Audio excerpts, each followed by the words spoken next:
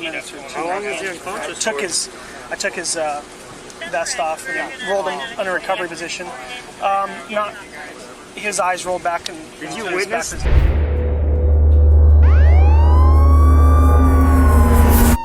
Hello, CopCam aficionados. Today, we're diving deep into one of the most debated and electrifying incidents ever captured on body cam. Direct from the scenic and bustling avenues of San Diego County, California, we'll walk you step by step through a moment that not only challenged officers on duty, but also polarized opinions across medical and public spheres. What's that? What did you need them to bring? The True Narc device. Unit with the True Narc device? Fentanyl? Chili. 3, I can get out. Fentanyl or what? I mean, it's white powdery, so I'm like, Do you have an N95 mask? I don't have one. No? Okay, then just take a step back, and if you don't have an N95. He put it in our plastic bag. So, yeah. Let's do this then. Do you want to go Sit with him for a bit? sit with him, let him take him to the hospital, and then if we have a coupon, we'll come and give it to him? Sure. Or if we're going to sit, that way we don't tie them up for longer than what we need? Yeah, just keep taking photos with, that way he doesn't have to take gloves off. Gotcha. Since I've been taking all the photos with my phone. Okay.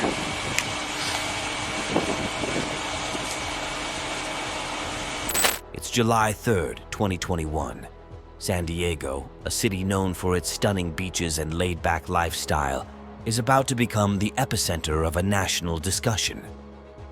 The San Diego County Sheriff's Department, in an unprecedented move, released 2 extensive body cam clips, clocking in at nearly an hour each. This came on the heels of a social media storm triggered by a previously released PSA.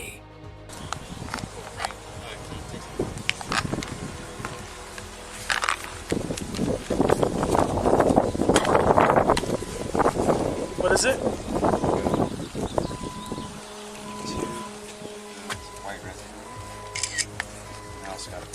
Let go of the door.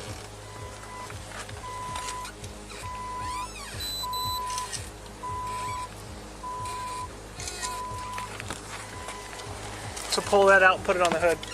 Anything around here that looks like a screen frame? Okay.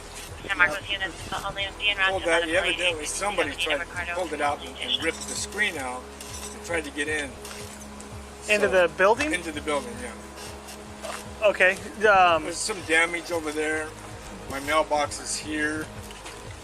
The screen was pulled off and ripped out of the frame. So the frame's here? Yeah. Do you have video of that area? Well, not up there. When was the last time you saw it? The screen? This morning before I left. Okay. So when I came back, that was when I called you about 5 minutes later. Got it. So obviously the screen's here, the frame's here. It's on the other side of the fence. Oh, If you okay. walk over here, you can see it. Okay. Yeah, we were looking for that. See it? Oh, okay. There it is. Is that it? That's it. Yeah. I'll jump over there and get it. Well, you'll be able to climb through. Oh, I can just walk through. Yeah. That's right. All right.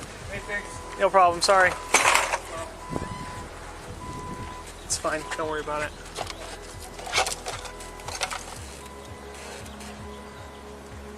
We need to figure out if he just tried to burglarize this place.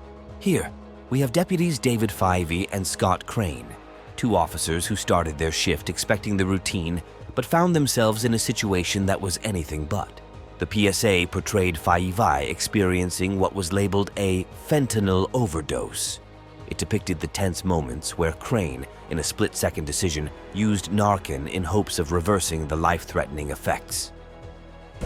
All 6, I need 1141, code 3. 10-4. Unit for 435. Hey, buddy. Just breathe, buddy. Breathe. Breathe. It's all right. Breathe. Breathe. Breathe. Okay. It's all right. It's all right, buddy. You're okay. Breathe. It's okay. I got you. Breathe. 916 from here at 435. TOV. It's okay. Breathe. It's okay. Breathe. It's okay. Give me the air. I need Narcan. I've already administered 2. So far, administered 2 Narcan. It's okay. Just keep breathing. Focus, buddy. Focus. Focus. 3, I've got it. Interrupt. Just focus. We're in the back parking lot of the mortuary. In the back parking lot of the mortuary. It's okay. I got you. You're going to be all right. So far. There you go. I'm Just breathe. 5 minutes out. Focus on breathing, buddy. 5 minutes You're out. okay. You're okay. Bye-bye. You okay? Talk to me. Oh, no. Don't be sorry. You're okay. Don't be sorry. There's nothing to be sorry about. I got you, okay? I'm not going to let you die. I'm not going to let you die. It's okay. It's a warm day, the kind that San Diego is known for. Every interaction, every decision made under this sun carries weight and implications. Their task seems straightforward at first, a vehicle inspection. But amidst the usual, they discover something unusual, a mysterious white residue. To the untrained eye, it might seem benign, but to our deputies, this could potentially be fentanyl and fluorofentanyl, highly potent synthetic opioids. The clock ticks away. Around the 34-minute mark, tension fills the air. Faivi, with an air of cautious curiosity, brings his face dangerously close to the sample. Breath visibly intensified. Crane, ever the vigilant partner, is quick to offer cautionary advice, hinting at the presence of not just fentanyl, but possibly other substances, including meth. Then, in a heart-stopping instant, calamity. Faivi falls to the ground, life seemingly slipping away. Crane, channeling years of training and instinct, immediately administers Narcan. 1 dose, then another and another. 3 rapid successions in a desperate bid for revival. Yet, as the footage spread, so did skepticism. Medical communities nationwide engaged in fervent discussions. The crux of the debate? The probability of reactions like those displayed by Faivi from mere touch or inhalation of fentanyl.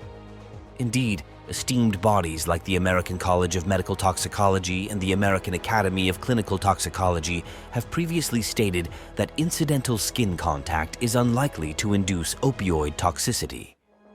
With sirens punctuating the backdrop, first responders assess the scene.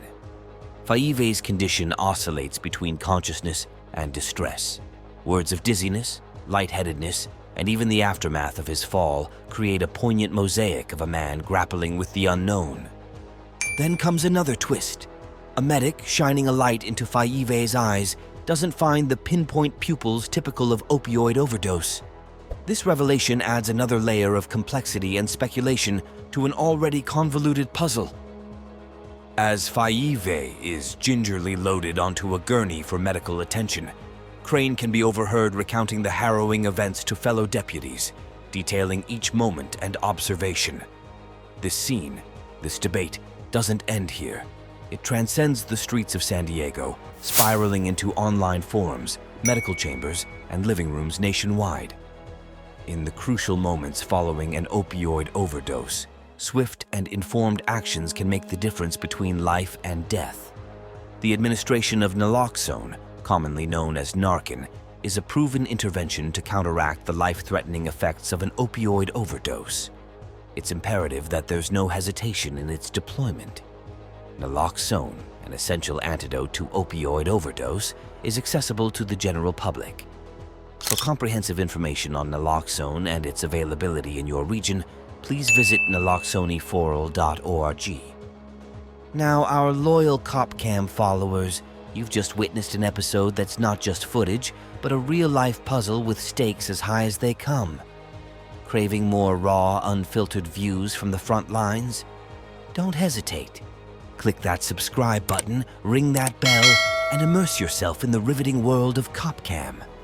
Every episode brings a new perspective, a fresh challenge, and insights that will leave you both intrigued and informed. Join us on this unmissable journey.